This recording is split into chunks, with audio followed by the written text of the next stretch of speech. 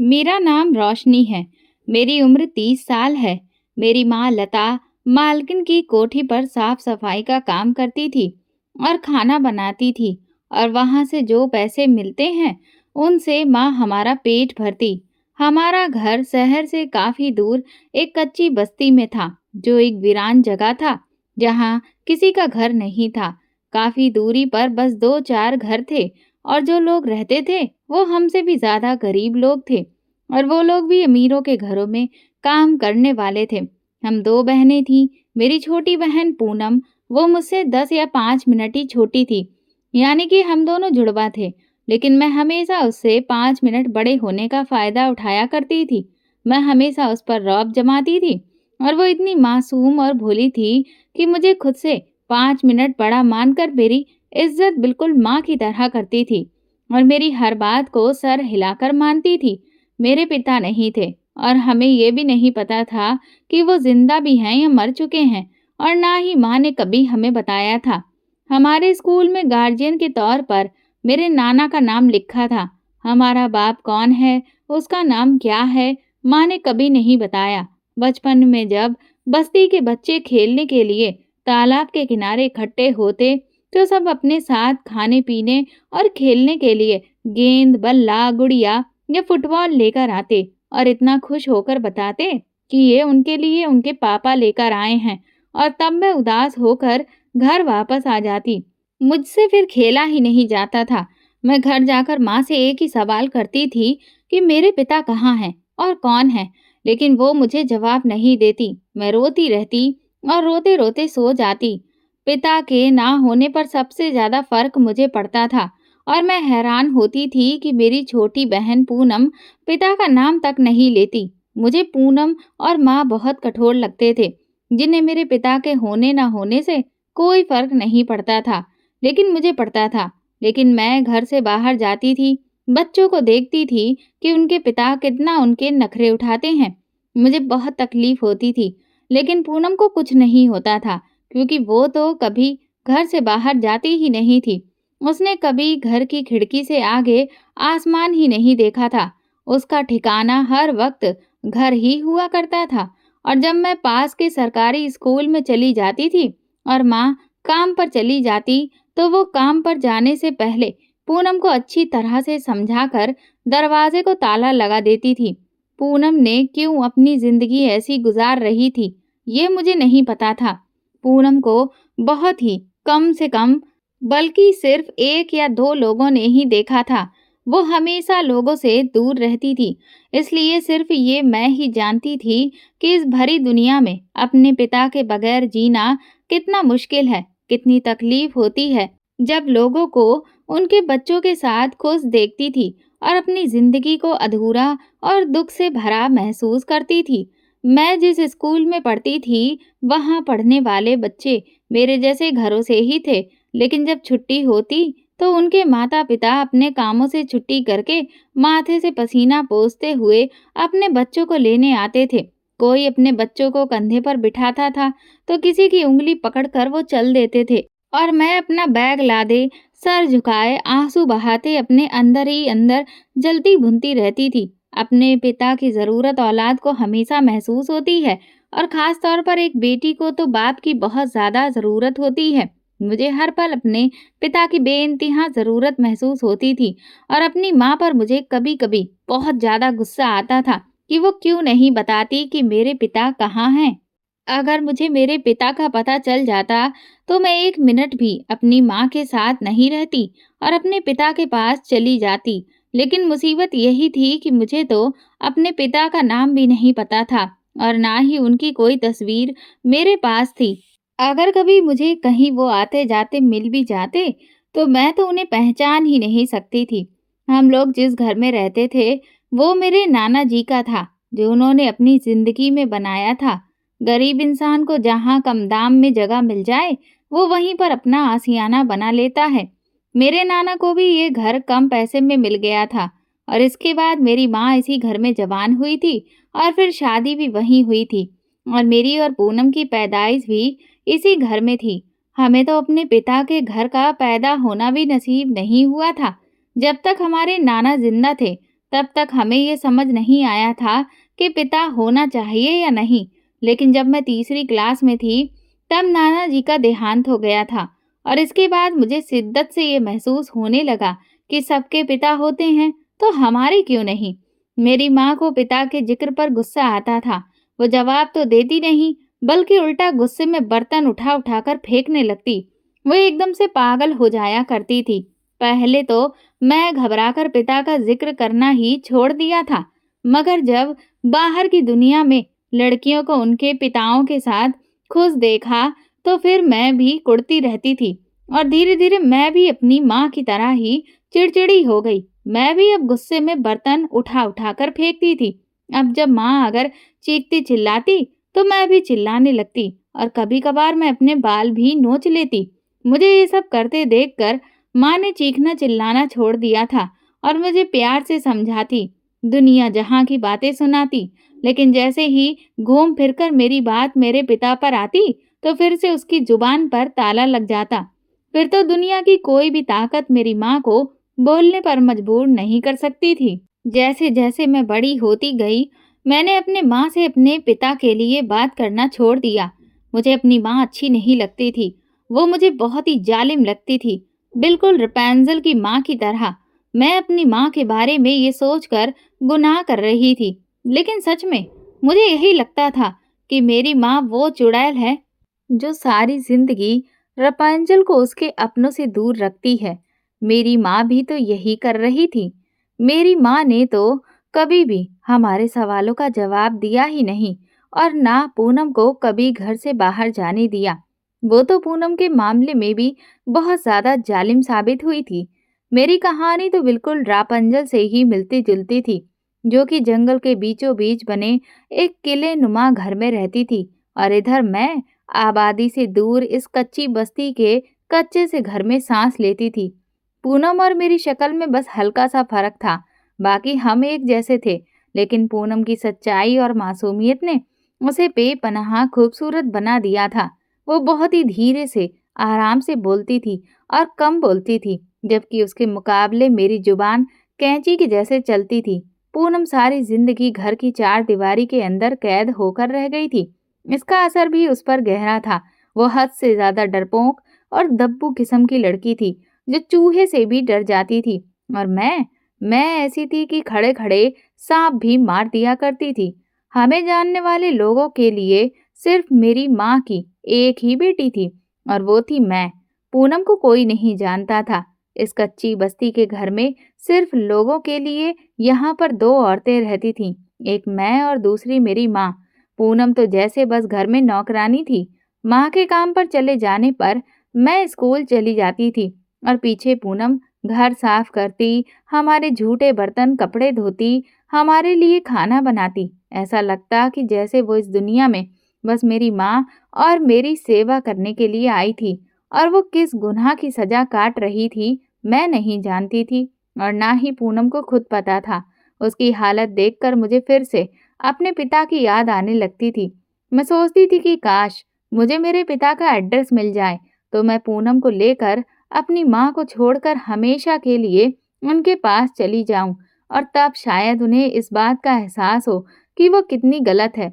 मुझे बस एक मजबूत और सुरक्षित छत चाहिए थी। अगर मिल जाती तो मैं कभी पलटकर अपनी माँ को नहीं देखती। मैंने 10वीं क्लास तक की पढ़ाई सरकारी स्कूल से हासिल की थी। मैं हमेशा दोस्त बनाने में कोई दिलचस्पी नहीं दिखाती थी, क्योंकि मैं उन लोगों की निजी जिंदगी देखकर और ज़्यादा परेशान हो जाती थी, क्योंकि मेरी अपनी ज़िंदगी की कहानी अधूरी थी और इसीलिए मैं धीरे-धीरे अकेलापन पसंद करने लगी। लेकिन फिर भी मैं जितना इन सब चीज़ों से खुद को बचाती, हमेशा कुछ ना कुछ ऐसा हो जाता कि मेरे दिल से चीखें ही निकलने लगती थीं। मैं जब मैट्रिक की परीक्षा पास कर चुकी थी, तो मेरी काफ़ी अच्छी पोजीशन आई थी और हमें प्राइज़ देने के लिए स्कूल में एक आयोजन किया गया, जिसमें मुझे इनाम भी मिलना था। मेरे साथ तो और भी लड़कियां थीं, जो अच्छी पोजीशन लेने वालों में शामिल थीं। स्कूल में हमें कहा गया कि हमें अपने माता-पिता को साथ लाना है। उस दिन सब कुछ भूलकर मैं अपनी माँ के पास गई और उन्हें कहा कि वो मेरे साथ मेरे स्कूल चलें, ताकि मुझे इनाम और ट्रॉफी मिले, जिससे मेरा हौसला और बढ़ेगा। लेकिन मेरी माँ ने इनकार कर दिया क्योंकि उनकी मालकिन अंजना के यहाँ कोई फंक्शन था। इसके सारे इंतजामात उन्हें ही संभालने की ज़रूरत थी। उन्हें वहाँ जाना था। उन्होंने ये भी नहीं देखा कि इस वक्त मुझे भी तो उनकी ज़रूरत है। और उस दिन फिर से मेरे दिल में माँ के लिए नफ़रत पैदा हो गई। उन्हें सारी दुनिया की फ़िक्र थी, सिवाय अपनी औलाद के, अपनी कामयाबी पर मिलने वाले इनाम को छोड़। मैं अकेले ही वो लेने चली गई थी। वो इनाम मेरे लिए बहुत कीमती था। अगर उस दिन माँ मेरे साथ जाती तो स्टेज पर सबसे पहला इनाम मुझे मिलता। मेरे बाद जिन 2 लड़कियों ने इनाम दिया, मुझे उनसे जलन होने लगी क्योंकि उन दोनों के साथ उनके माँ-बाप आए थे और जो अपनी बेटियों के लिए स्टेज पर उनकी तारीफ़ों में लंबे-लंबे कसीदे पढ़ रहे थे। उन्होंने बहुत अच्छी स्पीच दी थी और मैं ये देखकर अपने आँसू पीकर रह गई थी। पहली बार मुझे कोई इनाम मिला था, लेकिन वो दोनों लड़कियां तो मेरी नज़र में मुझसे भी आगे निकल गई थीं, क्योंकि उनके पास उनके पिता थे, जो हर वक्त उनके साथ साए की तरह होते थे। उनकी माएँ अपनी बेटियों को गले लगाकर शाबाशी दे रही थी, लेकिन मेरे पास तो दोनों ही लोग नहीं थे। मेरे पिता तो ना जाने कहाँ था और माँ के पास तो मेरे लिए वक्त ही नहीं था। मैं वो इनाम लेकर घर आई तो मेरे चेहरे पर कोई खुशी नहीं थी। खुशी तो अपनों से होती है और मेरे पास तो कोई अपना ही नहीं था। मुझे उस दिन भरी दुनिया में अकेलापन महसूस हुआ, लेकिन फिर मुझे पूनम पर ढेर सारा प्यार आया। जब वो ट्रे में चाय, समोसे, पकौड़े, मिठाई और केक लेकर मेरे पास आई।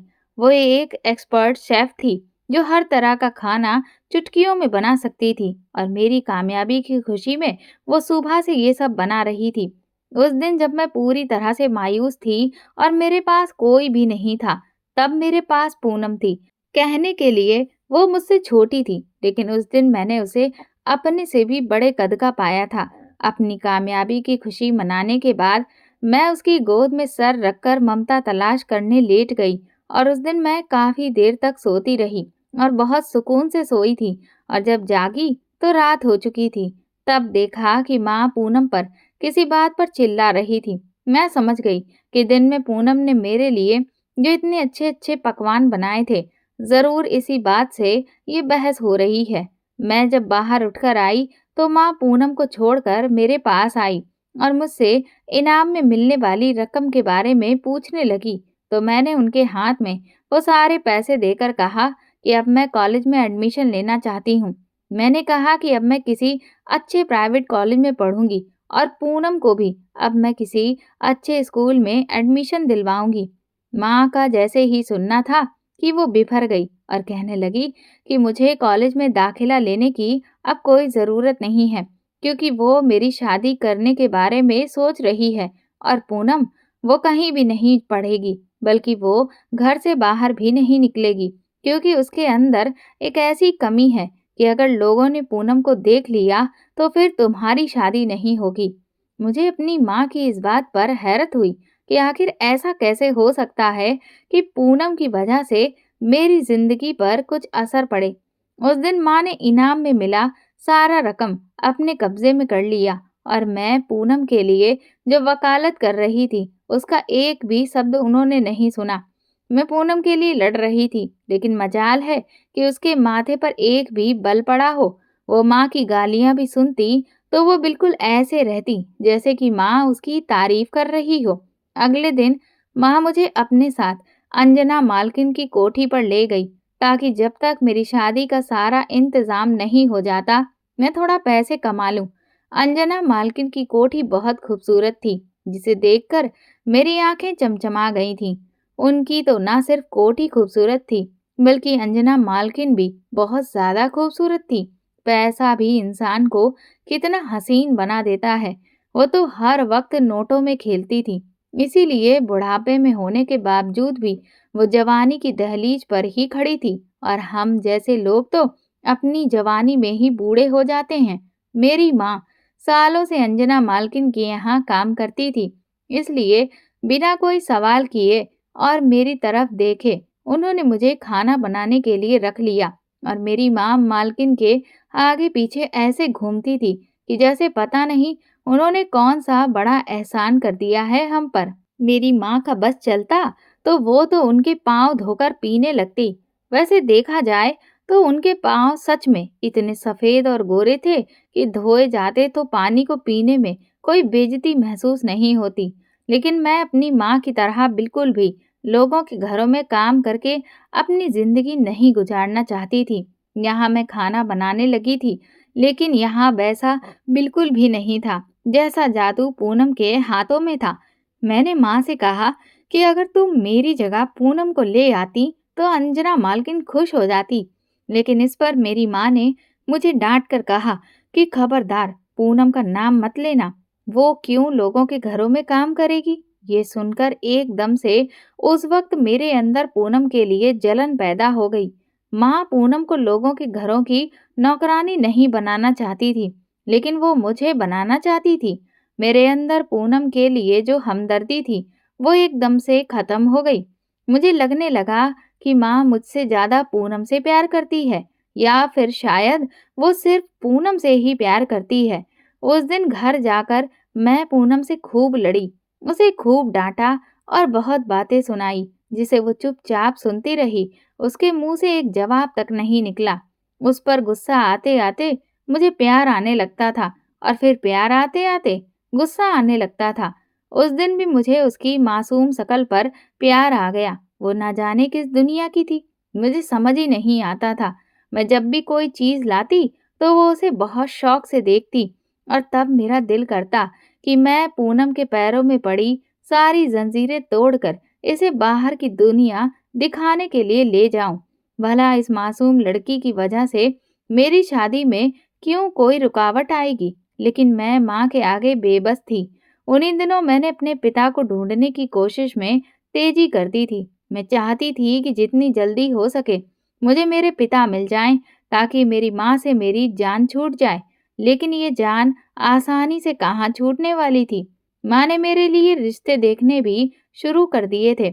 जैसे मैं बूढ़ी होने लगी हूँ, और रिश्ते वाली आंटी को बुलाती थी और पूनम को छुपा देती थी और कहती कि वो दुनिया के सामने पूनम को अपनी बेटी नहीं बताना चाहती। ये बात मुझे बहुत तकलीफ देती थी।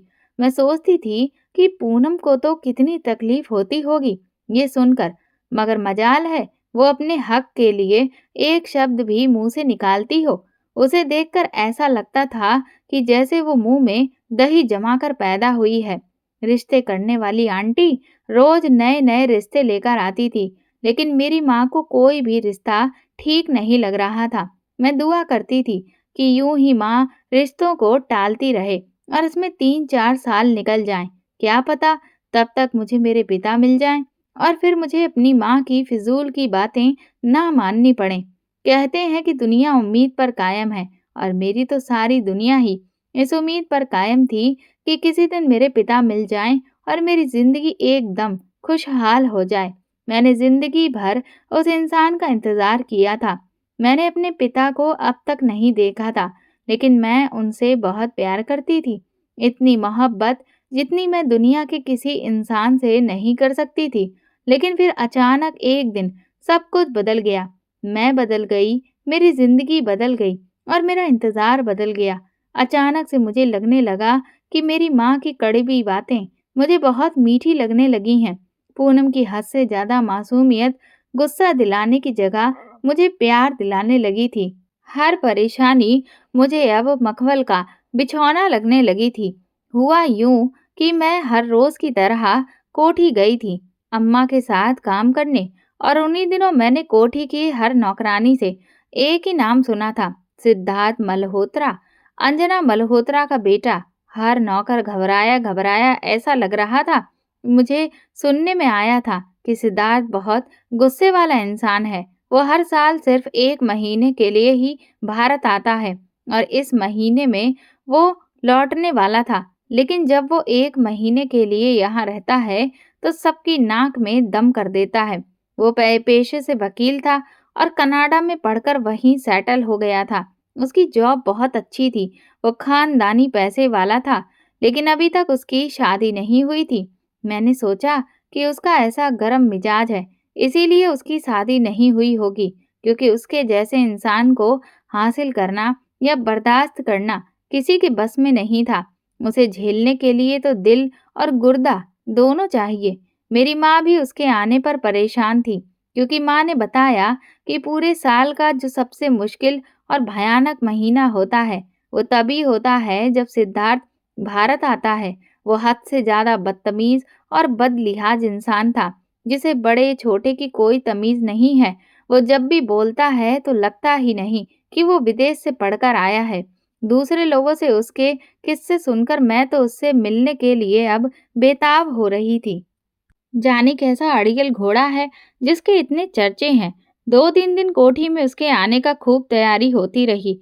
फिर एक दिन उसको लेने अंजना मालकिन खुद गई एयरपोर्ट, और जब वो कोठी आया तो सारे नौकर चेहरे पर झूठी मुस्कुराहट सजाकर उस पर फूल बरसा रहे थे और झूठी खुशी का इजहार कर रहे थे।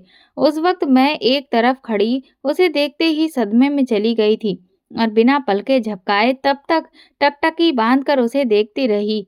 भला कोई इतना प्यारा कैसे हो सकता है? वो जब मेरे पास से गुजरा तो उसने हाथ से चुटकी बजाई, तो फौरन मैं सपनों से बाहर आई। उसके बाद जो हुआ मैं सोच नहीं सकती थी, क्योंकि मैंने उसके बारे में जो सुन रखा था, मुझे उस पर यकीन नहीं हो रहा था। उसने चुटकी बजाने के बाद मेरे गाल को नरमी से थपथपाया और मुस्कुराकर वो अंदर चला गया। मैं तो बेहोश होते बची थी। अंजना मालकिन तो बहुत ही हसीन थी, लेकिन उनका बेटा, वो तो उनसे भी कई ज़्यादा डैशिंग था। अगर वो गुस्सा करता, नखरा करता है या खुद पर गुरूर करता है, तो ठीक ही करता था। उस पर गुरूर, गुस्सा और नखरा सब जचता भी था। बल्कि ऐसा लगता था ये तीनों चीज़ें कायनात ने सिद्धार्थ के लिए ही बनाई हों। उस दिन मेरे मन में माँ और नौकरों की वजह से बनाई हुई उसकी इमेज टूट गई थी और मैं हर वक्त उसके बारे में सोचने लगी थी। मुझे उसके ख्याल अच्छे लगने लगे थे। मुझे वो इतना अच्छा लगने लगा कि मैं उसके होने का इंतज़ार करने लगी। मैं नौकरानी से रानी बनने के सपने देखने लगी। वो जब मेरे बने खाने की तारीफ़ करता, तो मैं हवाओं में उड़ने लगती और सपनों में उसके साथ खुद को देखती। फिर एक दिन उसने मेरी आँखों में अपने सपनों को पकड़ लिया। उस दिन माँ की तबीयत ठीक नहीं थी, तो वो काम पर नहीं गई। इस वजह से माँ के हिस्से का काम भी मुझे करना पड़ा था। मैं खाना बनाकर साफ-सफाई करने लगी। फिर मुझे कहा गया कि सिद्धार्थ के कमरे को भी साफ करना है। मैं उस कमरे में गई तो कमरा खाली था। मैं सुकून से सफाई करने लगी कि मेरी नज़र सिद्धार्थ की तस्वीर पर गई, जिसमें मुस्कुराता हुआ वो दुनिया का सबसे डैशिंग इंसान दिख रहा था। मैं तस्वीर के पास गई और उसे उठाकर देखने लगी। तभी वो मेरे पीछे आ गया। मैं तुरंत वहां से भागने लगी कि जब उसने आवाज देकर मुझे रोक दिया। मेरी टांगें कांपने लगीं। इस वक्त मुझमें जरा भी हिम्मत नहीं थी कि मैं पलटकर उसे देखती, लेकिन इस पल कुछ ऐसा हुआ जिस पर यकीन करना बहुत मुश्किल था, बल्कि नामुमकिन भी था। मेरे जैसे के लिए तो बिल्कुल ही नामुमकिन। मैं कपकपी टांगों के साथ आंखें बंद किए खड़ी थी जब उसने मुझे आंखें खोलने को कहा, और मैंने जो देखा तो दंग रह गई। जिसे सारी दुनिया अकड़ू और घमंडी कहती थी, वो हाथ में गुलाब का फूल लिए घुटनों के बल मेरे सामने बैठा था और अपने दिल में मेरे लिए जज्बात पैदा होने का इकरार कर रहा था। मेरी तो हालत ऐसी थी कि जैसे मुझे यकीन नहीं हो रहा था। मैं फटी आंखों से उसे देखती रह गई। मेरे सपने सच हो गए थे। मैं नौकरानी से रानी बनने के लिए चुन ली गई थी। लेकिन उस वक्त मुझे समझ नहीं आ रहा था कि मैं करूं तो क्या करूं।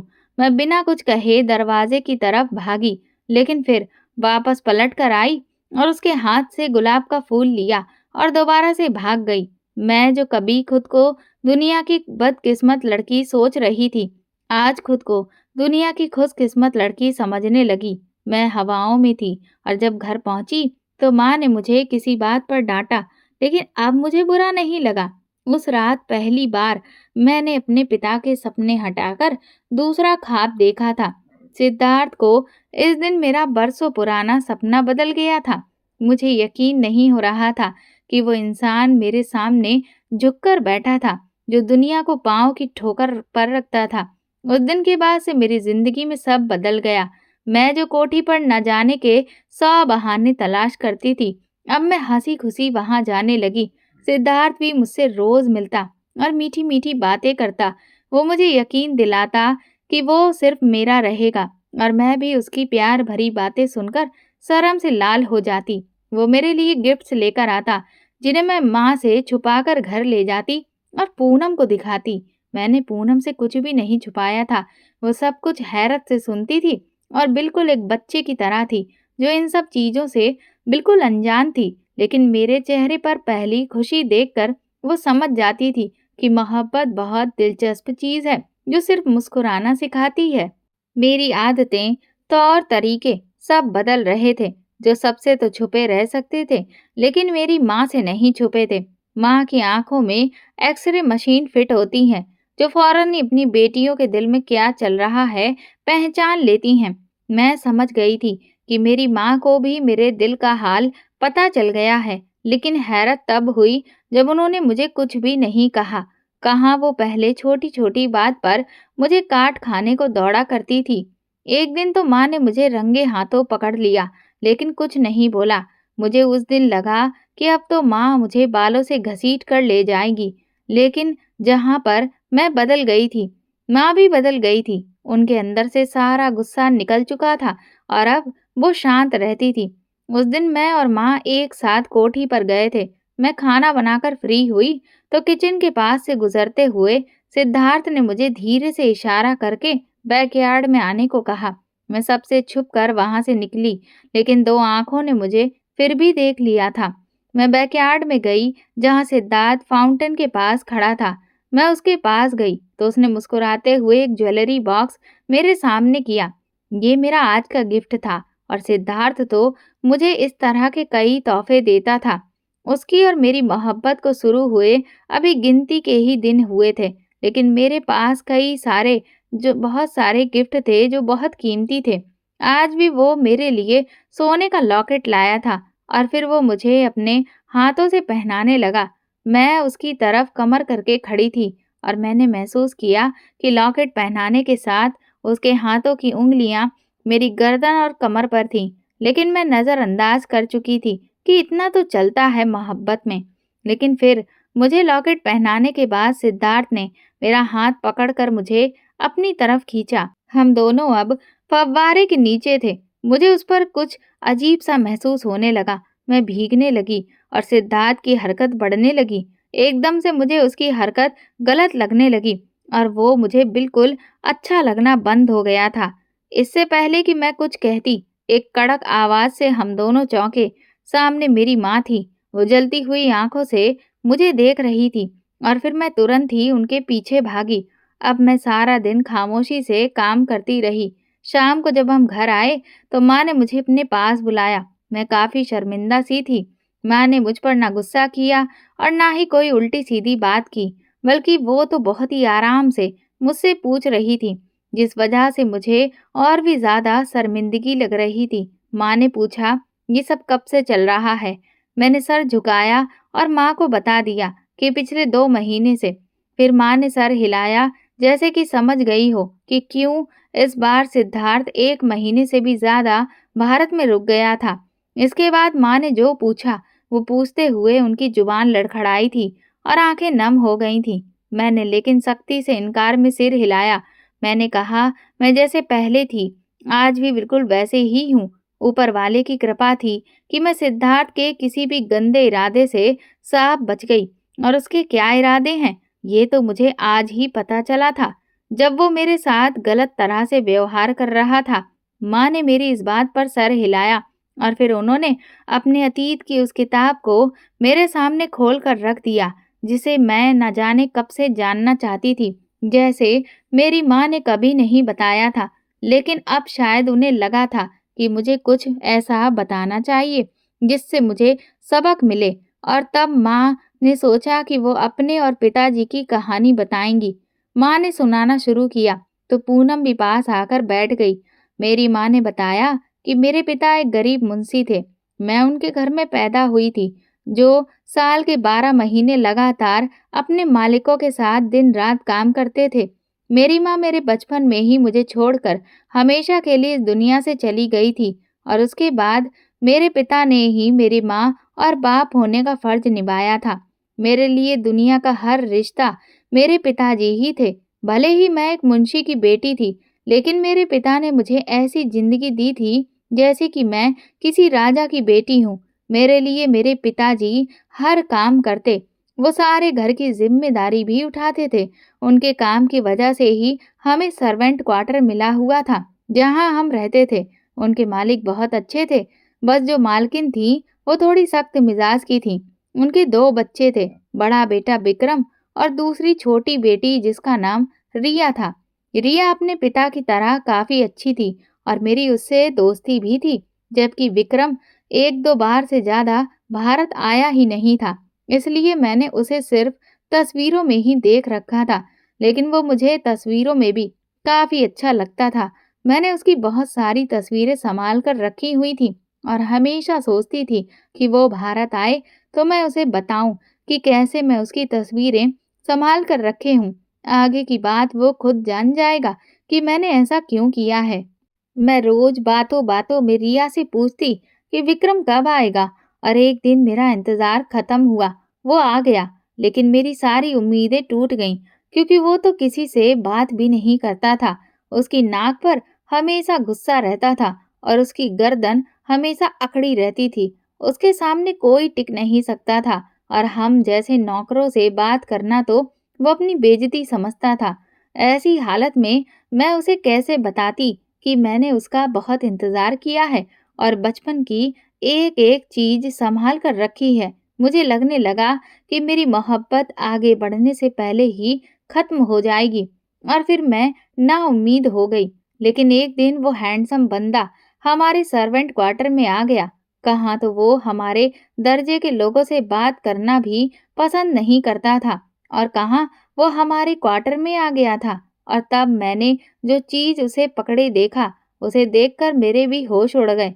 मेरे पैरों तले से ज़मीन खिसक गई। शर्मिंदगी के मारे मेरा सर झुक गया। उसके हाथ में मेरी डायरी थी, जो जाने कहाँ मुझसे छूट कर गिर गई थी और फिर उसे मिल गई थी।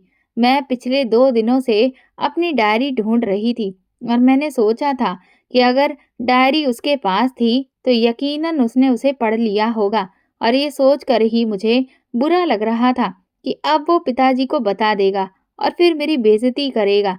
लेकिन जैसे ही मैंने डायरी खोली तो पहले पन्ने पर लिखा कुछ शब्द पढ़कर मैं तो दंग रह गई।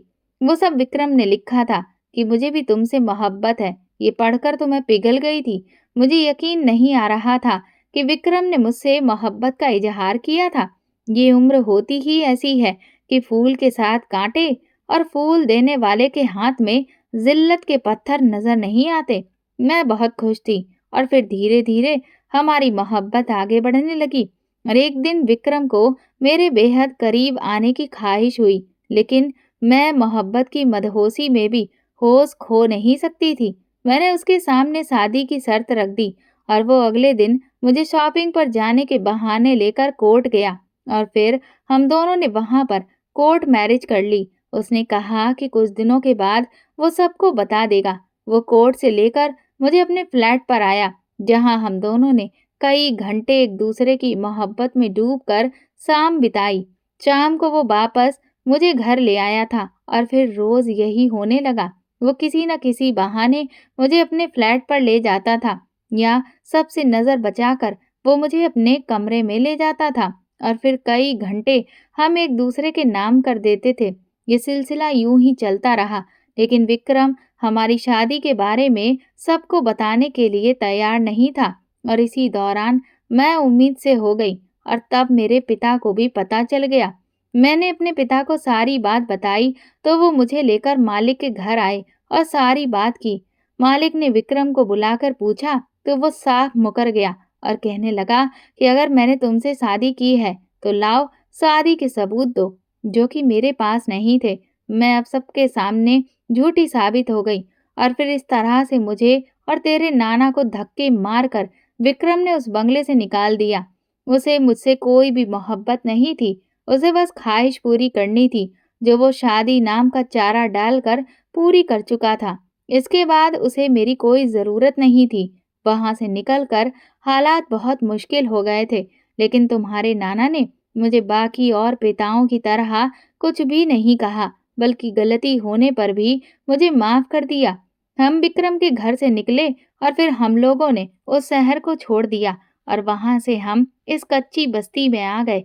इसके बाद फिर तुम दोनों पैदा हुई। तुम दोनों ने हमेशा अपने बाप का नाम जानना चाहा, लेकिन मैं अपनी बेटियों को विक्रम जैसे शख्स का नाम नहीं देना चाहती थी, बल्कि अपने पिता जैसे एक बहुत ही अच्छी शख्सियत के इंसान का नाम देना चाहती थी, जो मैंने दिया।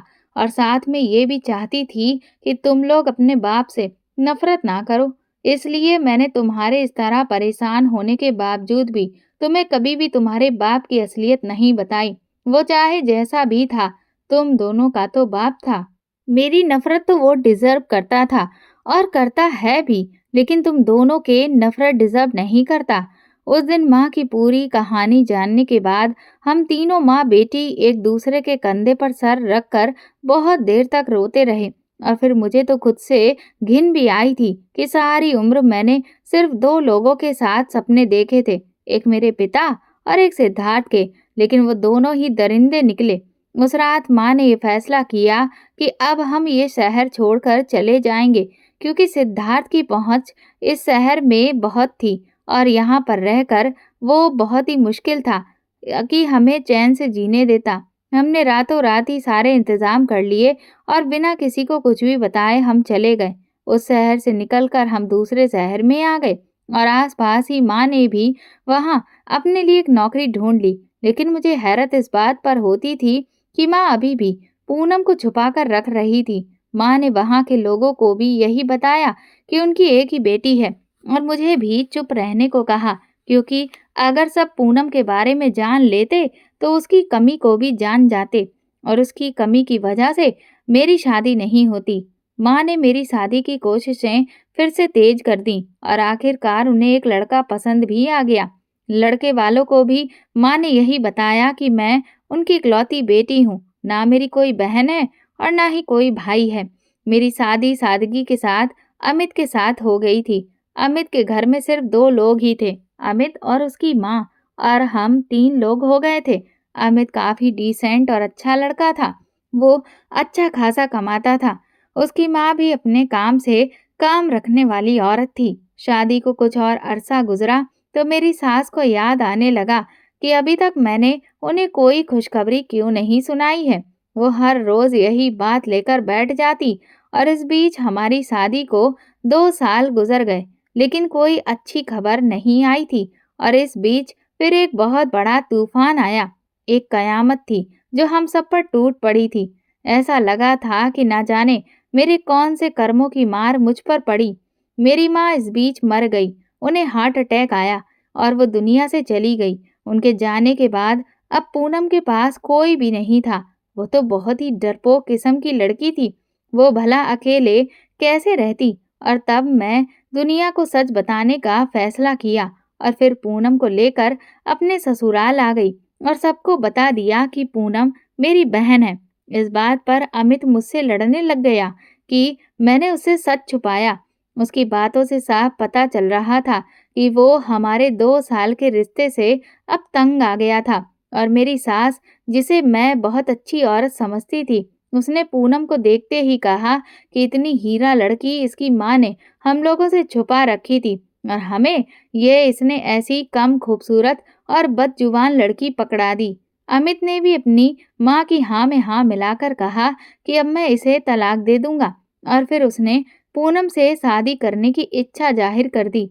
मुझे एक बार फिर से पूनम से हमदर्दी करने पर खुद पर अफसोस हो रहा था, क्योंकि वो खड़े-खड़े मेरा बसा बसाया घर खा गई थी। मैं उसे लेकर वापस अपने मायके आ गई, क्योंकि अब मैं भी तलाक के लिए राजी थी। मैंने पूनम को खूब बुरा भला कहा और ये भी कहा कि माँ ठीक कहती थी। पूनम को देखकर कोई मेरे साथ घर नहीं बसाएगा, और यही हुआ। लेकिन मैं वो राज जानना चाहती थी जो सारी जिंदगी माँ ने छुपा कर रखा था। मैं वो कमी जानना चाहती थी जो पूनम में थी, क्योंकि मुझे तो पूनम परफेक्ट ही लग रही थी। मैंने पूनम को खूब खरी खोटी सुनाई और फिर उसे वो कमी मुझे दिखाने के लिए कहा जो माँ ने सारी उम्र छुपा कर रखी थी, ताकि मैं अमित को बताऊं और कहूं कि अब भी करोगे शादी पूनम से। लेकिन जब पूनम ने रोते हुए मुझे अपने शरीर पर वो चीज दिखाई तो मेरी रूह कांप गई, क्योंकि वो कमी जिसे माँ पूनम की कमी बताती थी वो पूनम की नहीं बल्कि मेरी कमी थी। पूनम के शरीर पर मेरा अनमोल रतन लगा हुआ था, वो अनमोल रतन जो किसी भी औरत को पूरा करता है। मेरे ही शरीर का एक हिस्सा पूनम के दाएं गुर्दे की तरफ प्राकृतिक तौर पर जुड़ा हुआ था और पूनम के पेट की वो जगह थोड़ी फूली हुई थी। मुझे बहुत कुछ ऐसा पता चला जो पहले नहीं पता था। मैं और पूनम जुड़वा थी और एक साथ पैदा हुई थी, लेकिन पैदा होने के 5 मिनट बाद पूनम ने सांस लेना शुरू किया था। इसलिए माँ कहती थी कि पूनम मुझसे 5 मिनट छोटी है। पूनम और मेरा शरीर पैदाइशी तौर पर एक दूसरे से जुड़ा हुआ था। हमारे पेट भी आपस में जुड़े हुए थे और मेरी बच्चेदानी पूनम के पेट से जुड़ी हुई थी, जो ऑपरेशन से अलग करने के बाद भी जुड़ी रह गई थी। और अगर उसे ऑपरेशन करके पूनम के शरीर से अलग हटाया जाता तो फिर उसकी जान भी जा सकती थी। इसलिए जो जैसा था उसे वैसा ही छोड़ दिया गया और वो पूरी जिंदगी मेरे वजूद के हिस्से को अपने साथ लेकर बड़ी हुई थी। माँ ने चाहा कि वो मेरी शादी कर दे, क्योंकि पूनम की इस हालत के साथ तो शादी मुमकिन नहीं थी। वैसे तो मुमकिन तो शादी मेरी भी नहीं थी, लेकिन वो एक मर्द से ही धोखा खाने के बाद दूसरे मर्द पर ही यकीन करके बैठी थी कि शायद कोई ऐसा मिल जाए जो मेरे बचपन की इस कमी को अपना ले। दुनिया में ऐसे बहुत से आदमी हैं जो ऐसी कमी को भी अपना लेते हैं, लेकिन मेरे हिस्से में ऐसा कोई भी इंसान नहीं आया था। मैंने पूनम को गले लगा लिया, जो इतना बड़ा बोझ उठाकर फिर रही थी। वो वाकई में मोहब्बत किए जाने के काबिल थी और उसी दिन हम दोनों बहनों ने सोच लिया था कि हम दोनों ही अब एक दूसरे के लिए सहारा हैं। हमें किसी की ज़रूरत नहीं। हमारे पास कुछ पैसे जमा थे, जिससे हमने एक छोटा कारोबार शुरू करने का रिस्क लिया। इतना तो हम अपनी ज़िंदगी को बेहतर करने के लिए कर ही सकते थे। और फिर मैंने और पूनम ने मिलकर टिफ़िन सर्विस शुरू कर दी, जो बहुत ही कम समय में आसपास की सब जगह पर बहुत मशहूर हो गई थी। धीरे-धीरे काम बढ़ता गया तो हमने एक कमरा और ले लिया और कुछ वर्कर्स भी रख लिए। आज पूरे शहर में मेरा और पूनम का साथ में मिलकर बनाया गया खाना, मेरी माँ के नाम पर खोला गया टिफ़िन सेंटर बहुत फेमस हो गया है। और अब हम दोनों बहनें किसी पर भी निर्भर नहीं हैं। हमने अपना खुद का घर और गाड़ी भी ले ली है और अब सुकून की जिंदगी जी रहे हैं। दोस्तों, अगर आपको हमारी कहानी पसंद आई हो तो कमेंट करके ज़रूर बताएं और वीडियो को लाइक करके ज़्यादा से ज़्यादा शेयर करें। चैनल पर नए हैं तो सब्सक्राइब करें और हाँ, नोटिफिकेशन बेल को ज़रूर दबाएं ताकि अगली अपडेट सबसे पहले आपको मिले। धन्यवाद।